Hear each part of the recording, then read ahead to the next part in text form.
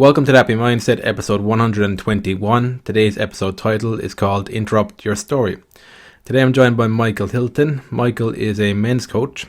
I first met Micheal back in 2017, I think, at a men's retreat. We were in Birmingham for about 4 days at a men's retreat and just kept in contact with him since. I actually joined Michael's group. I think it was called a Man Cave back then.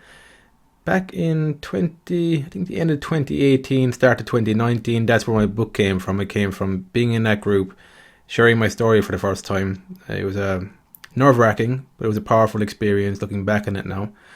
And so on today's podcast, we're just exploring Michael's experience, how he's owned his story, and as well how he's helping men to take action, to take new action in their lives, to challenge these they're often unconscious narratives that we're telling ourselves. So Michael's going to talk around some of the stuff that's been holding him back over the years, and how he's challenged that through action and a lot of other work as well, a lot of other personal development work. On this podcast, we also look at some of the traps you fall into with personal development. And yeah, I generally like talking to Michael. He's an honest and upfront guy, as you'll get from this episode. And that's it. I hope you enjoy today's episode. Okay, so thanks for joining us today, Michael. You're welcome, man. I'm excited to be here. Is this my third time on, Dennis? Is it? It's your third time. It's the second time on the podcast. I think the last one or the second one was a YouTube video I think we were doing. But, was it? YouTube? Yeah. So I must be back by popular demand. Hopefully I'm Christmas number one. I'm good, man. I'm excited to be here, man. Excited. No, it's and it's excited to see how you're kind of evolving, how your life's evolving from the time that we've kind of spent together and things like that, man. So I'm excited to be here. Yeah, me too. So it's been a journey, man. So my first question for you is, who are you and what are you doing in the world today? Who am I? That's a question I've been asking myself for years, man. Who am I?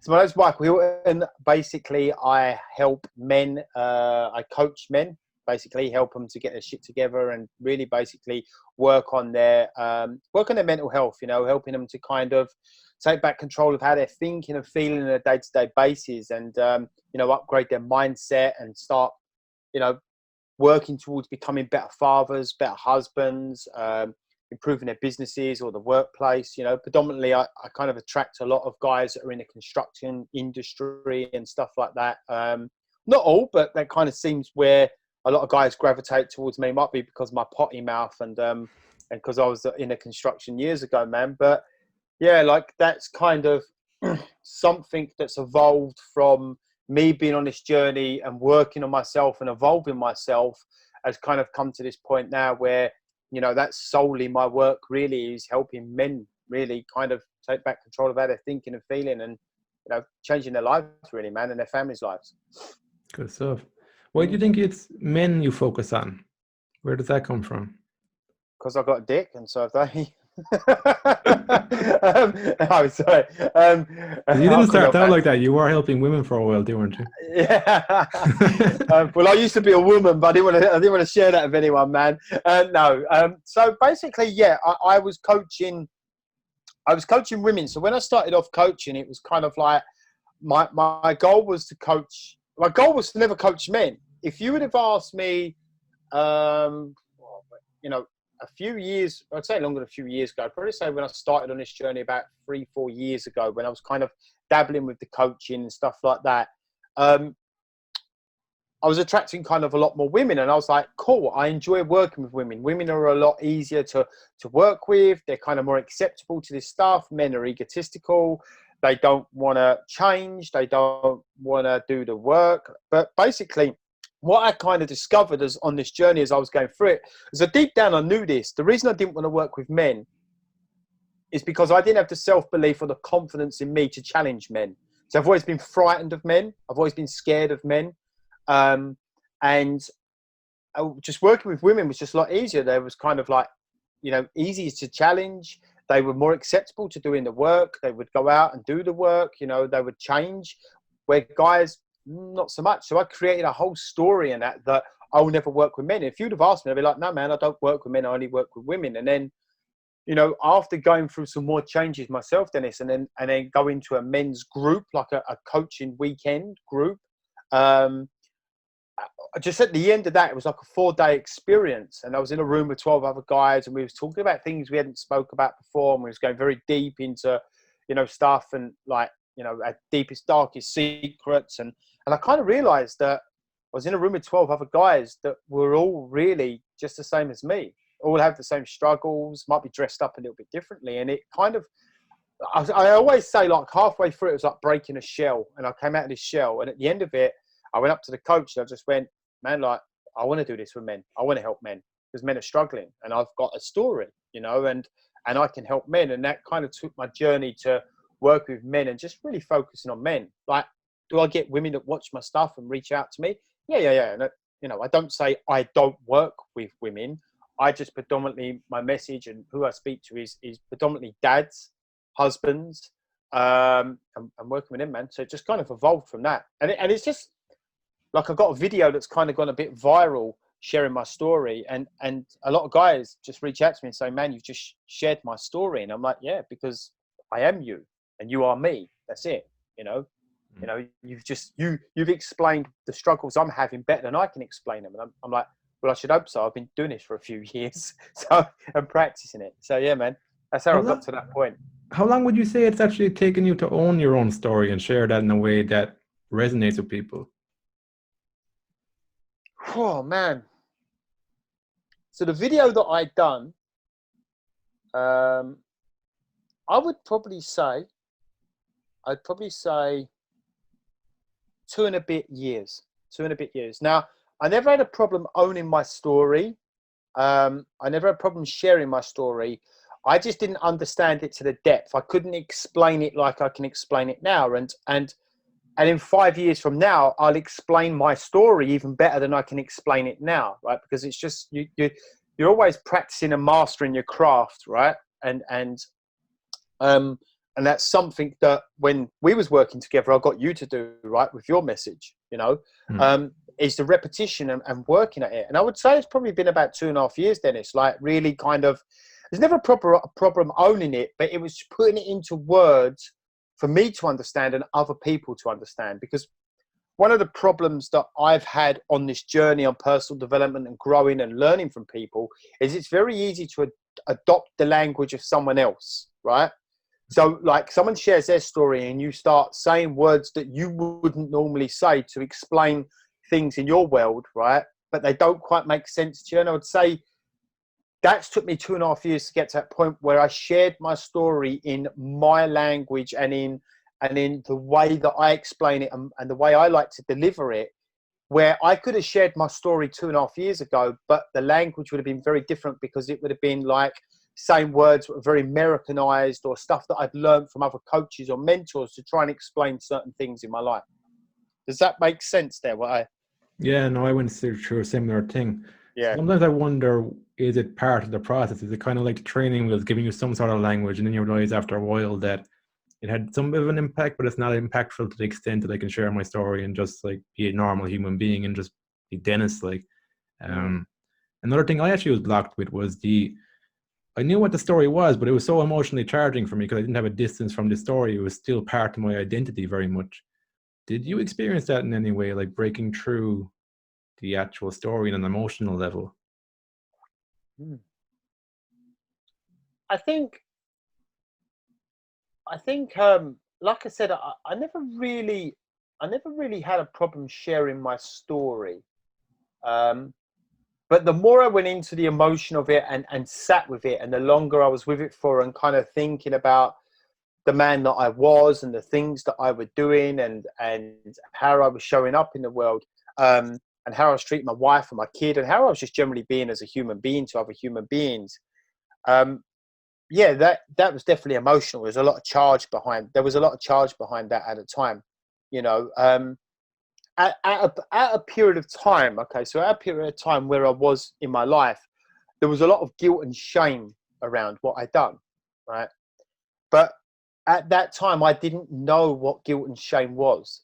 See, like now, I have a completely different experience around guilt and shame. Now, is there things in the past that I'd done that I feel still guilt and shame about? Yes, that guilt and shame is there, but it doesn't drag me down or affect me because I know that the guilt and shame is there to show me something about my life, right? It's like the energy management, like my life, it's there to show me something, right?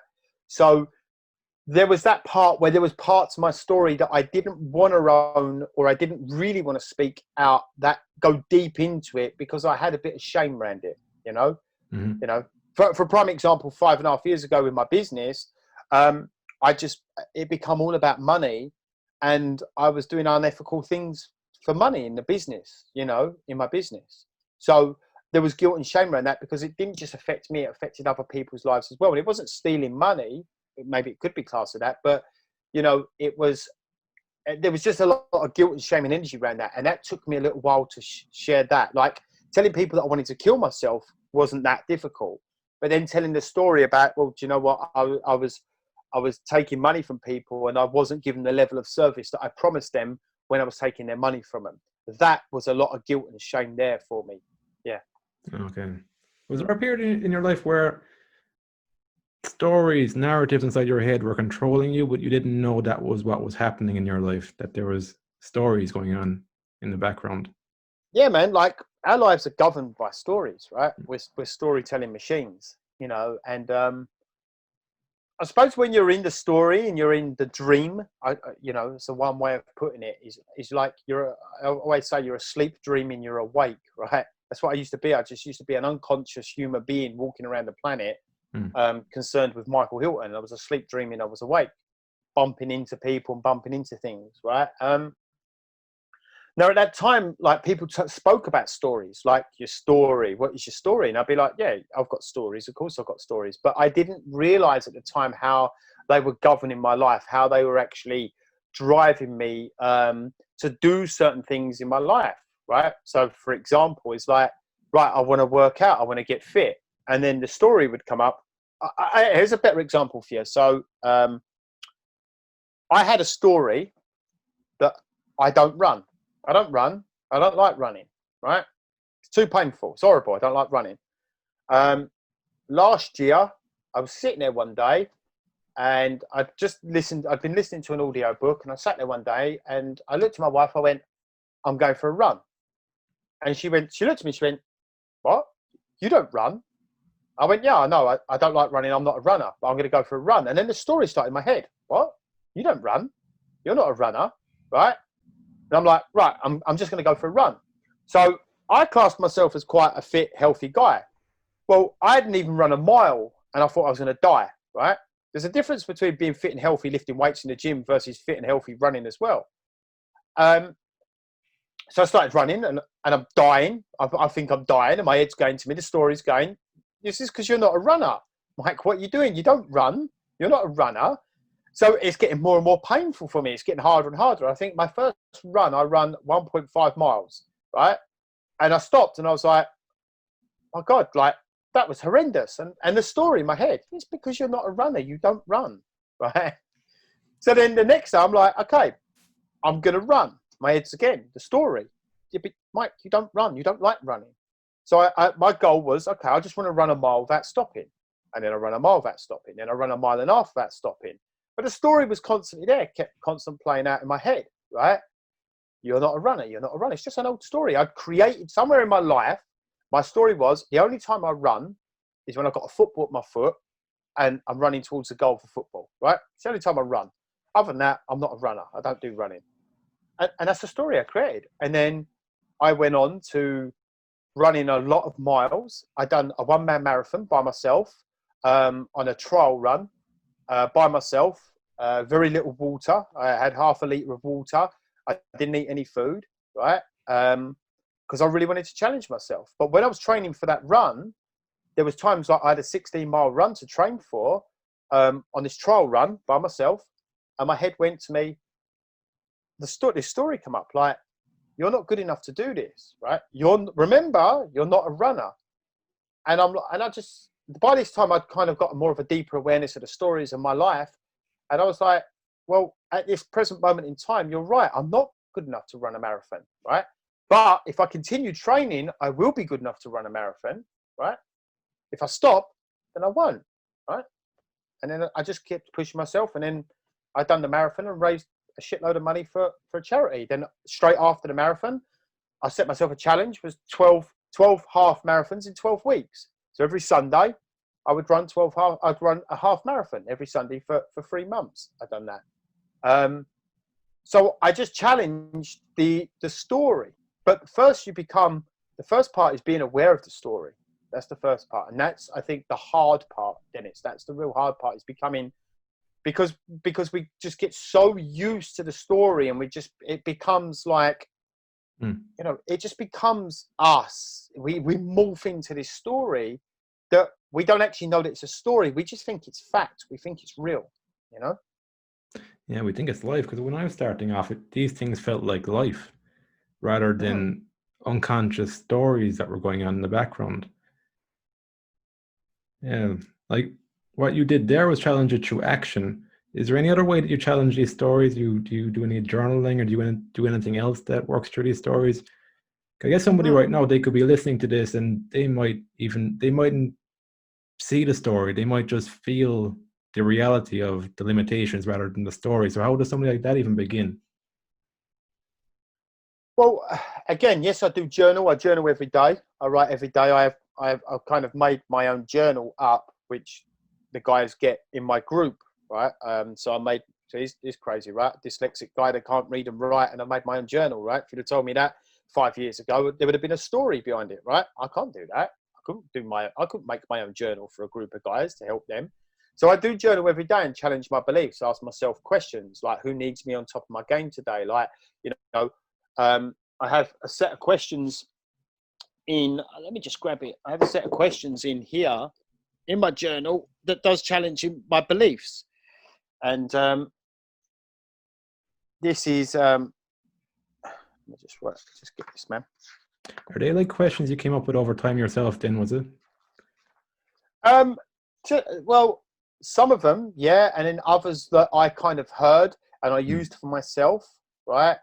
And things start to change. So like on our weekly review, I have like old habit, right? So there's a old habit. So write down an old habit, old belief, right? So you've got an old habit, you've got a habit you want to change. Then what's the belief behind that, right? So old habit, I don't run. Belief is, I'm not a runner, right?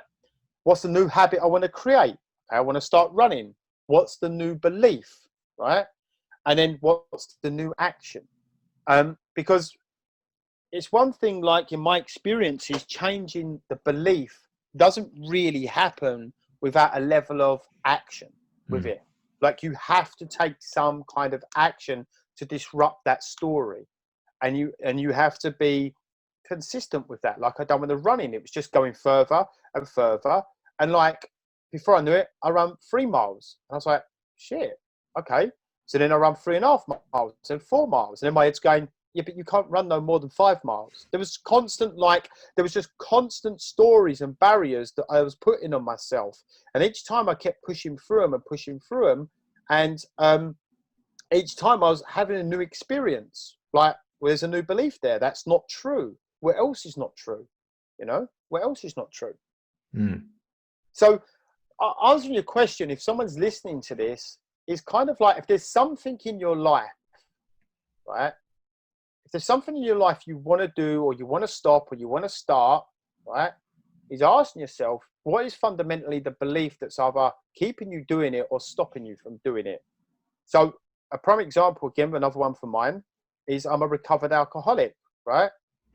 And I had to get to the story as to why I drank, right? Like what was taking me back to drink. And I had 2 stories. Number one, the story is I'm not good enough and I'll never amount to anything in my life. And number 2, life is boring, right? Now, you speak to a lot of people that drink a lot of these people have a fundamental belief that life's boring.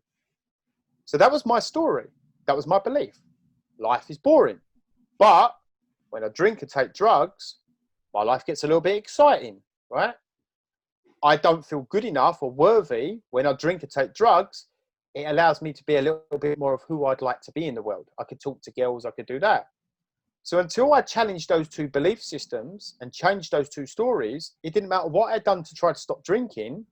I'd always go back to drink, because a week away from the drink or 2 weeks, those old stories and beliefs would start playing out again.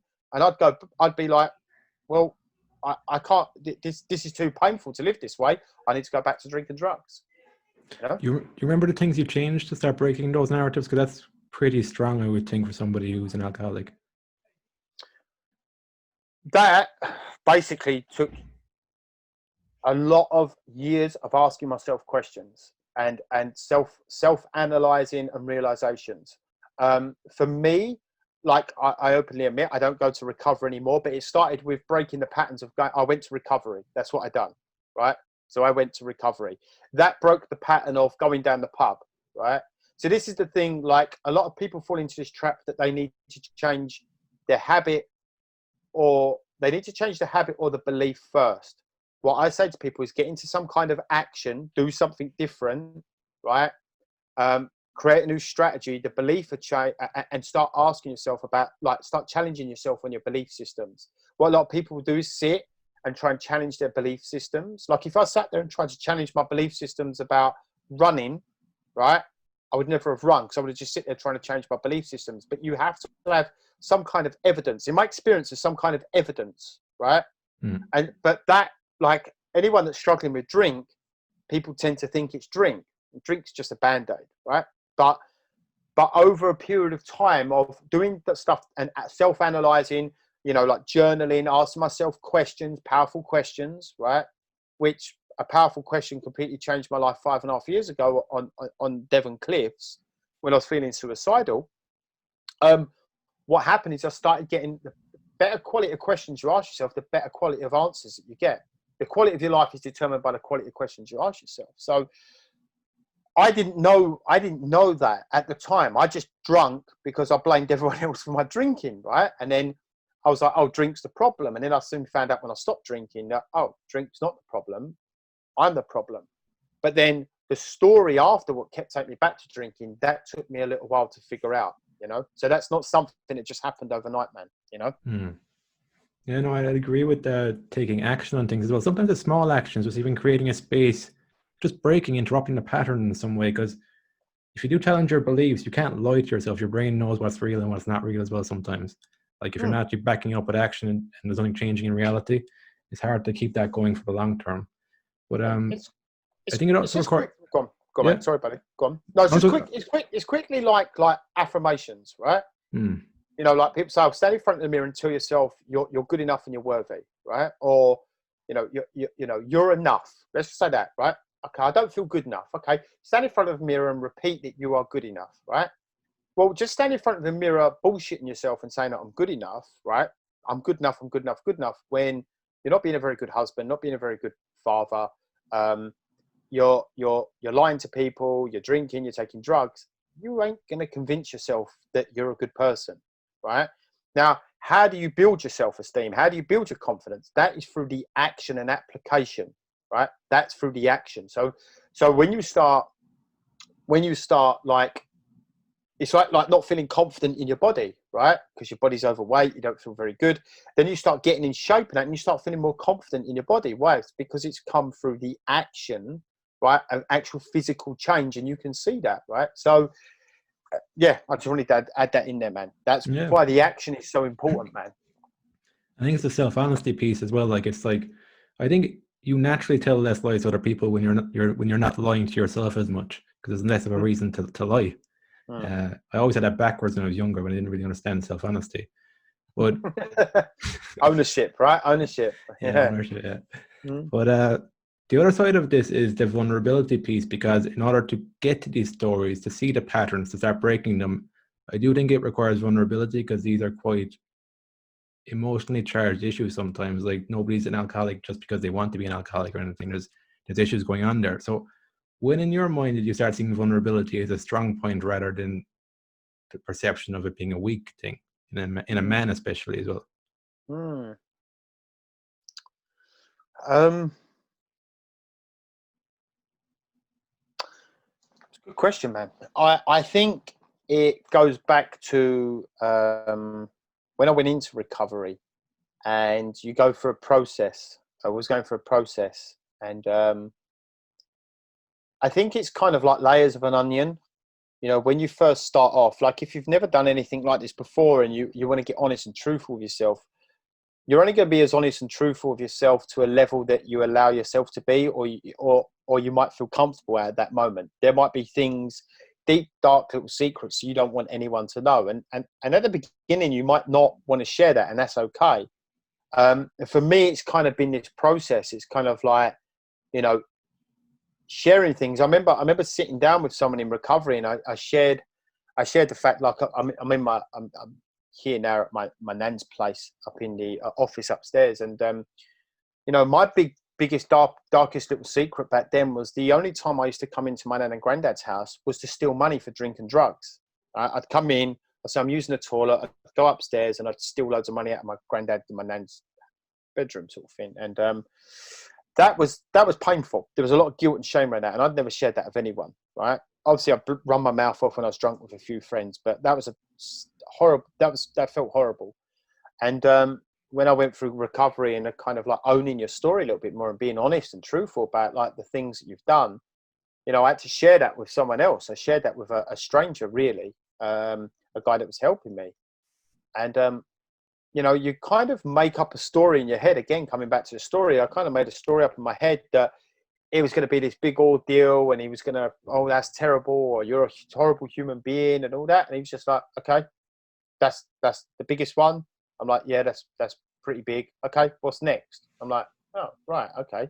So it wasn't really a big deal. And I think we make more of a deal of it in our heads because we create a story about it than it actually is, you know, than it actually is. And carrying around all those secrets and carrying around all those things that we're trying to hiding behind the masks, all those little secrets and things like that, you know, it really does hold you back in life. Like when I shared that, I just felt free.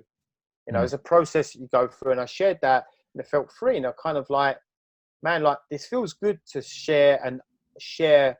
At that time, I hadn't completely owned it all, but share this. And then obviously when I got deeper into personal development, especially over the last I'd say 2.5 years, really owning my life, really taking responsibility. Like, from my meltdown 5.5 years ago, and that's been a journey of being more vulnerable, being more honest, and being more open about stuff. But really, I'd say over the last 2.5 years, maybe 3 years, is where I really kind of took ownership and responsibility of my life. And it's like, you know, quit blaming other people for stuff that's happened and really kind of taking responsibility of that, man. You know. Mm. Mm. I get that. Like, my experience of personal development is that it's not like peeling. It's not like ripping a band-aid off. In real Mm. life, like in with the physical body, sometimes it's like rip the band-aid off. But even when I try to like own everything straight away, it's taken me time to actually feel it. That's been the hardest Yeah. part. It's actually feeling into this stuff, and that's when you know you're really owning something. And that's the thing, is that peeling back the layers, the onion. It's like it takes quite a bit of time to do that, I think. Well, you can only handle so much, Dennis, right? Yeah. Like, if where I am now, if you would have said this to me 6-7 years ago, I wouldn't have been able to handle that. Like, because of like where I was with my mindset and my mental health and all that, I wouldn't have been able to handle that. You know, how I live my life now and the things that I do on a day-to-day basis, because I have a very busy life, right? With a family, with my business and stuff like that. You know, I wouldn't have been able to handle that. I couldn't even handle that 5.5 years ago. Like, that was my big meltdown, right? Trying to do what I do now, because I didn't have like a way of dealing it. So it's like peeling an onion. And I think one of the big problems that we do see in the personal development world, and this isn't my gig, this isn't my style. Like, I'd rather be honest with someone and be really honest, brutally honest with them, than try and make them feel better about themselves, right? Because a lot of the personal development is making you feel better about yourself as quick as possible, right?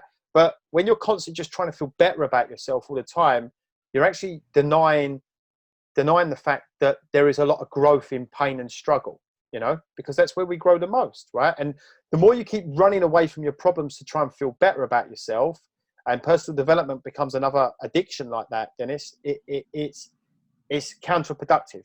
You know, you just end up spending all your time just running from your problems. Got to be positive. Everything's got to be wonderful all the time. And I wish that was the case, but it's not. No. Yeah. Well, actually, that was my next kind of question. I was going to ask you, what are some of the traps you've fallen into in personal development? And in hindsight, now you can see that that was a trap you fell into. Some of the traps, man. Oh man, so many. There is. Uh, becoming a parrot. So listening to people and then regurgitating what they've said without actually embodying it myself. I think some of Um, that comes back to school because that's how we're taught to learn in school, regurgitate. yeah, You know, yeah, yeah. Just regurgitate kind of information. innocent sometimes as well. That you might Hmm. know any different. So here's an interesting story, right? So dyslexic. I got told by a psychiatrist that if I was a piece of cake, I was two slices missing, which is always nice to be told by a psychiatrist, right? Hmm. So I'm not a whole cake, right? Um, so I got diagnosed with dyslexia. Now, I don't know if I am dyslexic, really, truthfully. I just didn't apply myself very well at school. I struggled. I did struggle, and I do struggle with my grammar and the spelling, but maybe that's more down to the fact that I didn't learn it properly, right? Which is my responsibility. So I learned at school, I created a story that, Mike, you're dyslexic, you're dumb, you can't do this, so you need to copy people, right? So I remember one time sitting next to a girl and I said, can I copy the front of your book so I can write out the teacher's name and the class and all that? She said, yeah. And because I couldn't read and write properly, I wrote her name on my book. I copied everything. And she was laughing. And she told all the other girls. And they were all laughing at me. And at that time, my ego was pretty fragile at the time. And I went into meltdown, right? Like my feelings were quite sensitive back then. And that's how it was back then. So what I learned in school as a coping mechanism was to copy. I would sit next to brainy people, right? I'd copy their work, maths, English. But when I was put by myself to do the work, teachers would go, well, the other day you got this right. Why can't you get what's going on now? They were confused. Well, the reason was because I just copied people. That's what I done. I copied their work, looking over their shoulders, constantly copying. So I carried that all into my adulthood. So then obviously when I got into personal development, someone says something, I'm going to go and copy it, right? Pretend it's mine, right? Not living it or embodying it, but just copied it, right? So that's one of the traps I fell into. But that wasn't just personal development. That was everything in my life was just copying. And to a degree, we do, well, it's not about copying people, but it is, we do take stuff from people. It's just we embody it and make it our own. Like, as I've seen you evolve, Dennis, and like now you're, the way you conduct these interviews and your confidence and all that has evolved from the very first podcast we've done. Then you've learned stuff and copied stuff, but you've made it your own, right? I Yeah. never used to do that. So that was one. Number two was becoming addicted to personal development. I became a personal development junkie because I was always trying to run away from pain and run to the rah happy clappy unicorn rainbows, always positive thinking and all that, you know. That was probably the biggest mistake that I made, mate. That was the biggest mistake. Yeah. Actually, I got a book today called "Steal Like an Artist," and Yeah, yeah, I've got like. that book. How do you like? Yeah. Yeah, like it's basically take the techniques but make them your own. Like put your own Mm, art and soul into the work, but take the techniques that work and stuff like that to yeah. make things better. Because it's Mm, also showing a bit of respect as well for your audience that you're packaging something in a way that is easy to digest, but it's still got your soul and it's still got your art in it. mm. So I like Yeah, that. like the stuff that I do with guys and my stuff, you know, I have insights around stuff and I share stuff and things like that. But some of the stuff I do, I didn't make it all up. You know, it's stuff that I've learned, I've adapted and evolved Mm. and taken from other people and made it my own and stuff like that. And then what's worked for me and it's working for other guys. But you know, I can't really say there's anything really that's there that I've probably not heard or I've originally made up. And I think that's, you know, that book was really good for me because it's just kind of like, yeah, take it, Mm. make it your own. And I call it embodiment. Like you take it, you use it, you embody it into your life, then you can speak with confidence. Like I couldn't speak to you and your audience about how to make £1 million, right? I've read the books, I could give you information, but I couldn't tell you how to do it with confidence because I've never done it. But can I tell you with confidence how to get a handle on how you're thinking and feeling and turning your life around and getting in shape? Yeah, of course. I could, you know, 100% confidence in that because I've done that and I've helped other people do it, you know? Mm. So I think that's the thing. Like it's very easy to regurgitate information without actually experiencing it, you know? Yeah. The other thing is the because I've seen how your work has evolved with men. Can you just talk us through how that has evolved for you? Like it seemed to have taken time, but I like the way you're doing it. You're doing it in a way where you're really having an impact. Because I was in your group as well. That's where my book came from as well. The actual owning my story, that part. So I just Mm. wanted to get your thoughts on maybe even an expectation. Do you think would have been quicker for things to evolve? Like, what's been the reality of working with men and evolving your coaching? Mm. I think I think it all comes from evolving yourself, right? Um, Knowing yourself more. Well, say, a lot of people say about finding yourself. A lot of people waste a lot of time trying to find yourself, and I'm like you build yourself, right? Get to know yourself and build the person you want to become. Like, you look at, like I say, you look at people, and you're like, man, that guy's got a good relationship with his family. He's got good business. He's got some good ethics about him. That inspires me. That's what I strive towards doing. Okay, let's work towards that. Do you know what I mean? And I think through doing the work on myself, and I'd say one of the biggest transformations been for me, Dennis, is kind of like running. I've got to be honest with you, man. Like, you know, that thing that I'd had a story and I hated doing, that was so transformational for me. And I never run with headphones. I never run, even now when I run, I don't run with headphones or music. I run alone with my thoughts, right? So I could be alone with myself to get to know myself more, know my thoughts, know my weak points. And it's kind of, as this has gone on, it's kind of evolved. I've evolved and it's evolved along with me. Like, one thing I've learned about working with guys is men don't need another arm around their shoulder and a little pat on the bum and tell them that it's all going to be okay and everything's going to be fine. Because the truth of the matter is, I'm not here. This is the big thing that's evolved for me, and what I've realized, Dennis, is I'm not here to particularly make you feel good about yourself. I'm here to challenge you and push you to become better. And I know through pushing you and challenge you to raise your game in all areas of your life, it's going to take sacrifice. It's going to take hard work. It's going to take some pain and suffering, right? And I think there's a lot, and it's fine if the other coaches want to do it differently, but there's a lot of like, oh, putting their arm around the shoulder and patting the bum. I mean, there is a time for that. Understand that there is a time for that. But I kind of just realized all my bullshit and all my stories, and having coaches kind of really, what I liked was coaches just being straight and honest with me, right? Straight and honest with me.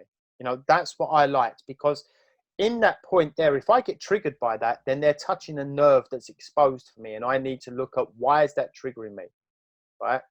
Because that's the entry point of transformation there for me. Someone saying to me like, okay, so you said you was going to run 7 times this week and you've only run once. Why? Well, I didn't have much time. Yeah, it was hard work. I felt a little bit tired. Oh, okay. All right, buddy. All right. Well, look, we'll try again next week. That's not helping me. That's not serving me. You know, I've been working ridiculously long hours. I'm not spending much time with my family. Okay, buddy. Well, we'll try a bit better. That doesn't work for me. I need someone to get in my face and say to me, look, that's not acceptable. You made a commitment. This is what you said. Why are you not doing that? And as I've evolved and worked a lot more men, I've kind of realized that guys gravitate towards me because they like that no bullshit approach, right? I don't class myself as the no bullshit guy, but every conversation I have, I'm like, so what's brought you here? And they're like, man, I've watched your videos and you just say it as it is.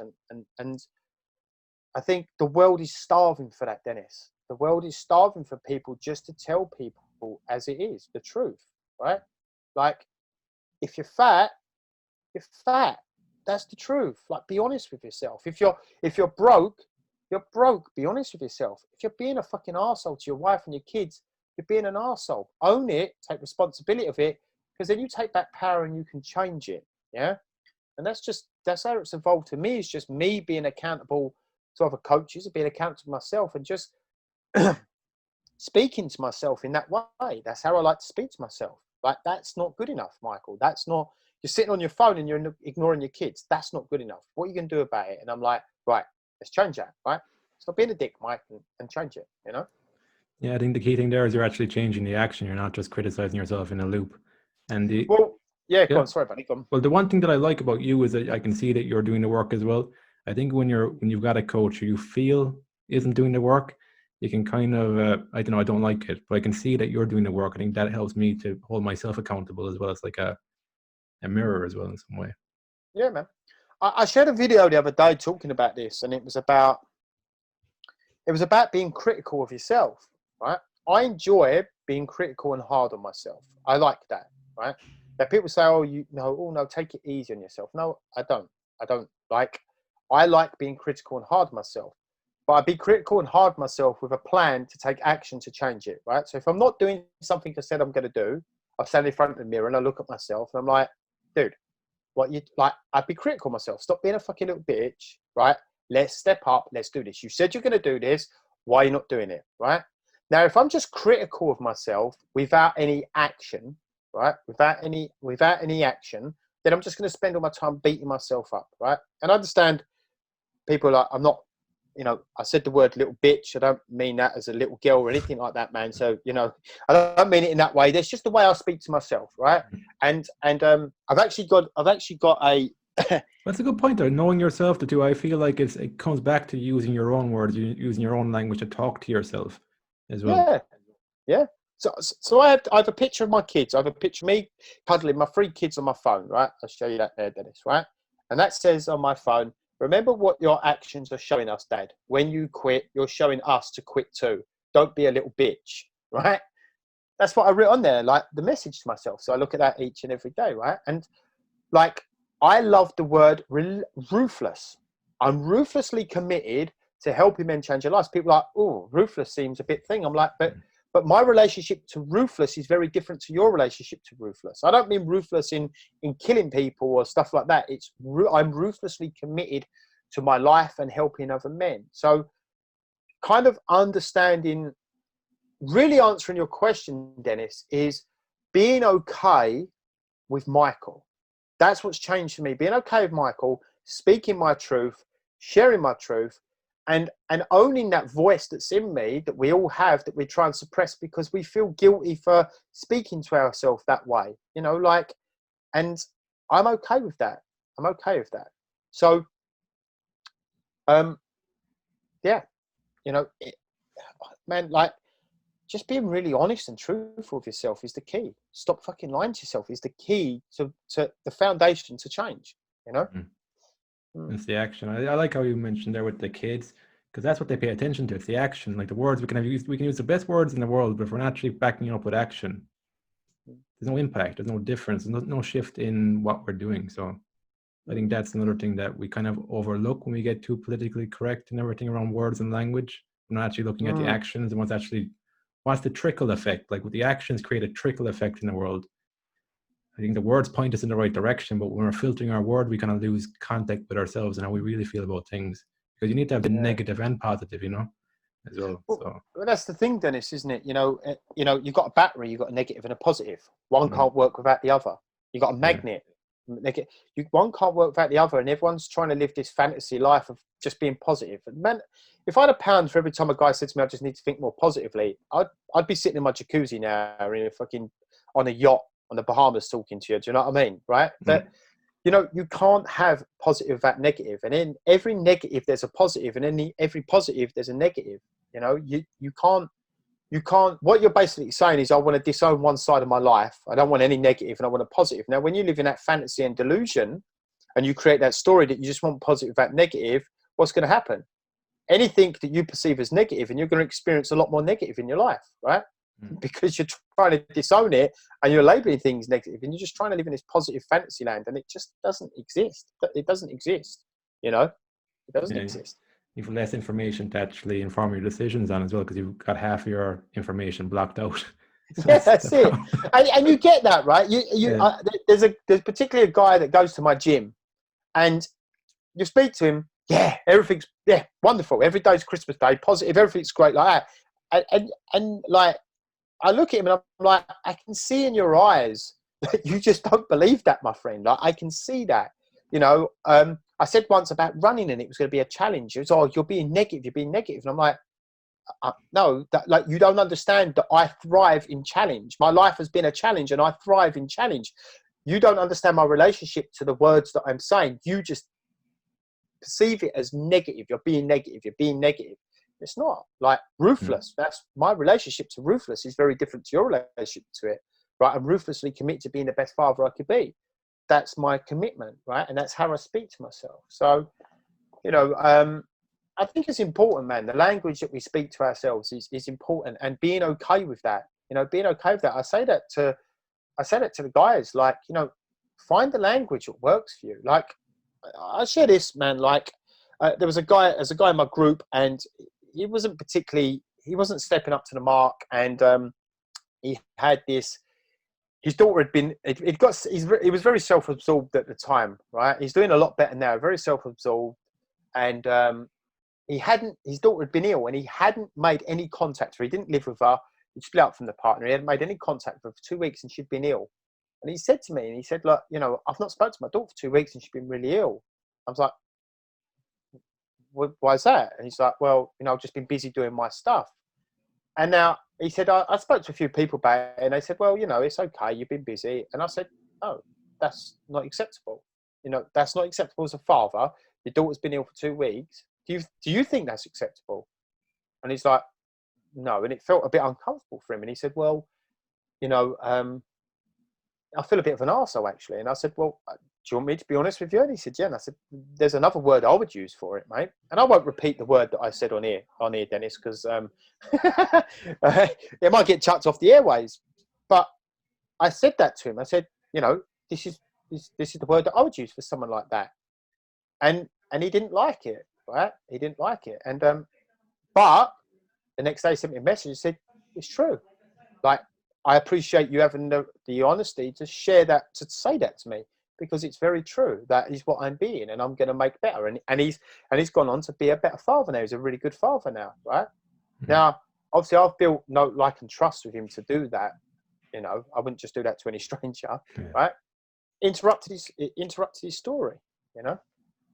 Yeah, I like how you're able to do that. Was that something you worked on intentionally? Like, I see in you a capacity to interrupt somebody's story in a very direct way, but do it in a way where it actually implements change. Like, you're not afraid to go there. But were you always like that, or is that something you've been intentional with the last few years? It's something I've been intentional with the last few years by working on myself, and it still feels uncomfortable. It feels uncomfortable. Okay, so you're not waiting to be comfortable doing that. You're actually feeling discomfort while doing that. Yeah. It doesn't feel nice sometimes. It feels uncomfortable, right?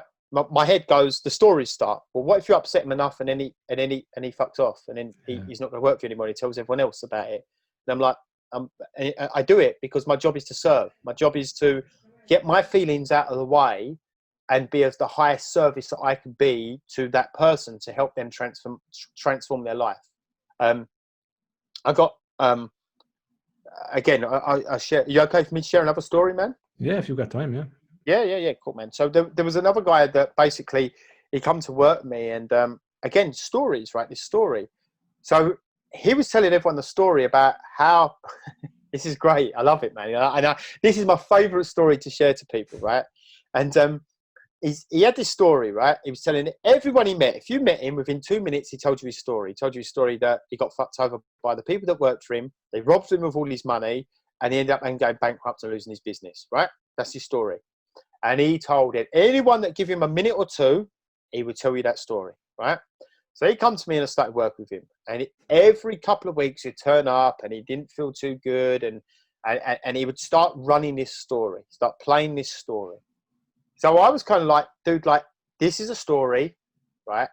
Like, let's break this story. We need to get to the bottom of it. We need to break this story and start moving forward, because this story is keeping you stuck from moving forward. Anyway, so this was going on. We was working together, and this kept going on. Every couple of weeks or 3 weeks, he would turn up, and I could see by his face, and I'm like, I'm going to get the story. I'm going to get the story. But what he failed to tell people in his story, right? This is what he failed to tell people in his story. He failed to tell people in his story that he'd built a business. He was spending all the money on cocaine and alcohol. He left everyone just to get on with their jobs. Wasn't managing everyone, right? And was just kicking back, partying, sniffing loads of cocaine, drinking alcohol. Now, he left that part of the story out when he was telling people. So, right.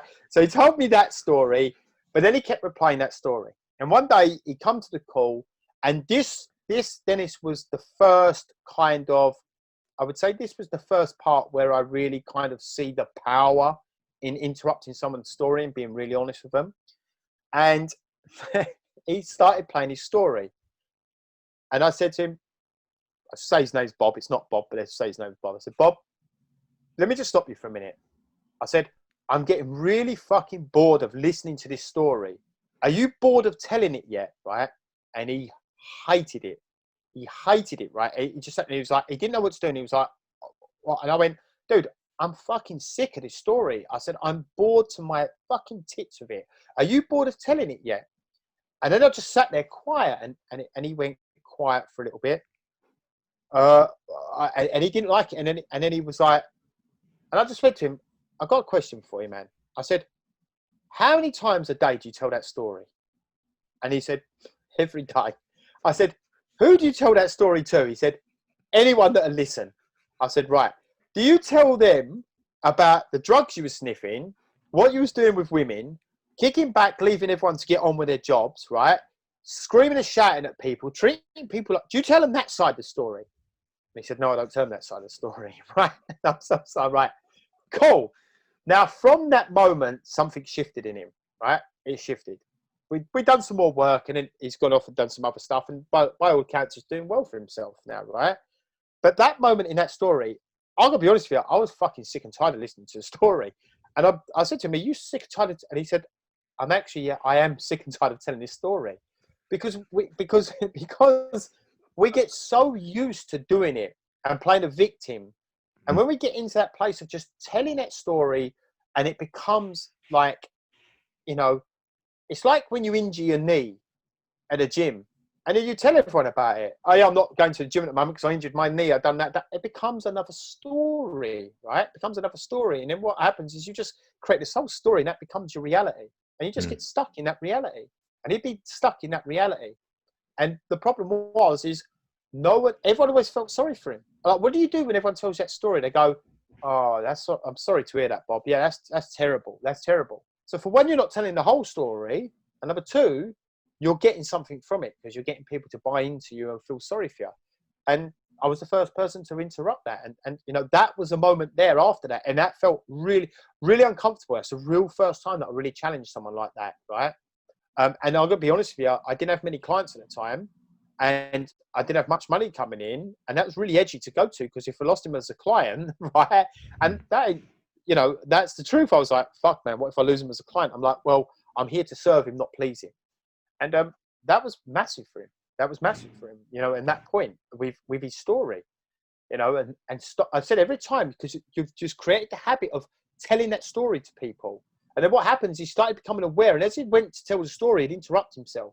I'm going to tell that story again and stop, and that's what it was. Awareness, interruption. And then after a period of time, he didn't have to keep telling the story. I don't know if he tells it now, because I've not spoken to him for a long time. But He probably realizes it's a story now. But he probably needed, like that. He probably got to an extent that it was his reality. He needed somebody to interrupt that story. But nobody would, yeah, because it is uncomfortable to find something out. I think there's an art to that too, as in you were in a place of service when you were doing that, rather than somebody pointing out from a place of, you fucking annoy me. There's a big difference in energy there, I think. Yeah, man. Yeah. And again, it comes back to like when you was working with me with your story. I was like, it wasn't an interrupt. I was just like, right, Dennis, this is what you're going to do. You're going to do a video every day. Mine was the opposite. Like, I had the story in my head. I couldn't verbalize it to anybody because I had so much shame and embarrassment around it. So mine was the exact opposite reality I was living in. I needed some sort of outlet to speak it out, but I also needed somebody else to help me to speak it out, because me just speaking to myself wasn't enough to get that story externally for myself. So it's powerful stuff. That's why I had you on the podcast today, talking about interrupting the stories.